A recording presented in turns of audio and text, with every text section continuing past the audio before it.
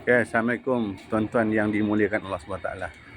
Ni saya berada di Taman Botani Putrajaya. Okay. So indahnya taman di Putrajaya ni nampak cantik kan. Tapi tuan-tuan, surga nanti berpuluh kali ganda, berjuta-juta kali ganda lebih cantik daripada ni kecantikan yang ada kat dunia ni. Jadi untuk kita masuk surga dan kita nak berusaha untuk pastikan kita selamat balik ke kampung asal kita. Yang mana asal kita ni daripada Adam, Hawa ni pun dari syurga. Jadi kita kena berusaha supaya kita jaga kehidupan dunia kita ni supaya menjadi kebaikan.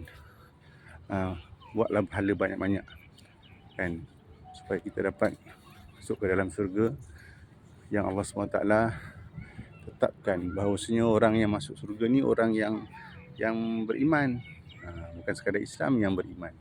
Yang beriman macam mana? Dia pertama, ibadat dia kena jaga, kan. Jangan buat perkara yang Allah larang. Buatlah apa yang Allah Ta'ala perintahkan. Dan lah banyak-banyak nangis, bangun malam-malam tahajud kan, minta rayu-rayu malam tahajud.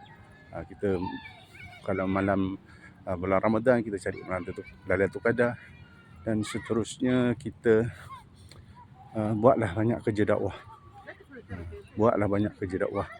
Sebab kerja dakwah ni adalah salah satu kita kata saham yang kita laburkan. Dia macam MLM, dia berangkai. Baik, insya-Allah. Assalamualaikum.